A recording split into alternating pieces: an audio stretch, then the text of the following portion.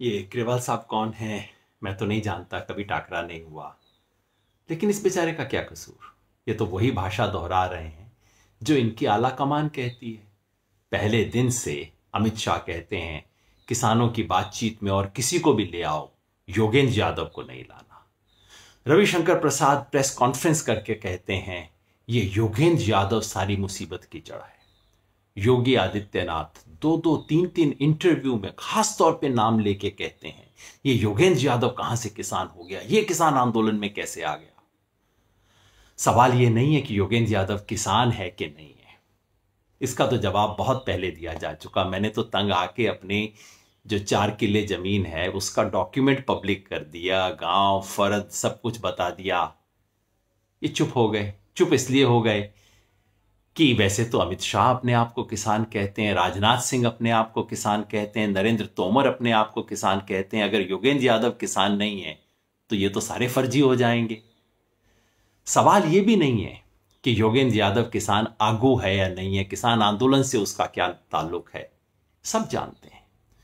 2015 अगस्त से तब से लेके आज तक 6 साल तक योगेंद्र यादव ने किसान आंदोलन के लिए क्या किया इन सबको पता है। 2015 में टिकरीवाल गांव पंजाब में है, वहां से ट्रैक्टर मार्च शुरू किया था।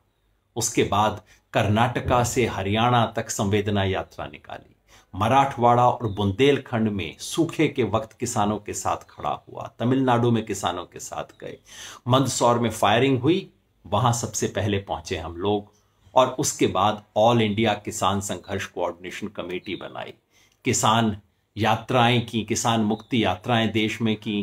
पहली बार किसानों के बिल संसद में पेश करवाने वाले लोगों में से थे। किसान संसद आयोजित की सन 1918 में, सन 2018 में, 17 में। हरियाणा में किसानों को सरसों की फसल का, बाजरा का दाम मिला, उसके लिए संघर्ष किया। और ये दिल्ली चलो 26 नवंबर की पहली कॉल जिन लोगों ने दी थी ना, योगेंद्र यादव उनमें से था। ये सब जानते हैं। जिस कविता कुरुगंती का नाम लेके हमला करते हैं, अपने बारे में कुछ नहीं कहूंगा, खास इतना जरूर कह दूं, ये कविता कुरुगंती ने पिछले 10 साल में इस देश के किसानों के लिए जितना काम किया है, जितनी कुर्बानी दी है, जितना ज्ञान है, जितनी मेहनत की है, ये ज्यादातर जो लोग बोलते हैं ना, उसके पांव की धूल के बराबर नहीं है। सवाल ये भी नहीं है कि योगेंद्र यादव के रोके वार्ता रुक रही है, रोड़ा क्या योगेंद्र यादव बन रहा है। जिसे थोड़ा सा भी पता है वो सब जानते हैं योगेंद्र यादव तो सबसे नरम लोगों में से है, सबसे उदार लोगों में से है। योगेंद्र यादव तो झुकने का हिमायती है। बस एक बात कहता है, उसूल पे कभी नहीं हिलना, उसूल पे समझौता कभी नहीं करना, सिद्धांत को कभी नहीं छोड़ना, ना बिकना ना बेचने देना। असली सवाल यह है कि ऊपर से नीचे तक बीजेपी वाले ये एक योगेंद्र यादव से इतना क्यों डरते हैं।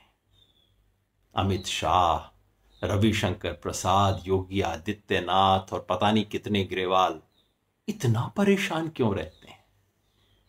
इतनी कोई ताकत तो है नहीं इस बंदे में। मैं समझता हूं असली वजह जो है वो ये है कि ये सरकार बाजीगरी की सरकार है। जो जादूगर होता है ना, जो खेलता है, उसको लाठी चलाने वाले से डर नहीं लगता, चिल्लाने वाले से डर नहीं लगता। उसको डर वो एक बंदे से लगता है जो कोने में खड़ा है और जो उसके हाथ की सफाई पकड़ लेगा।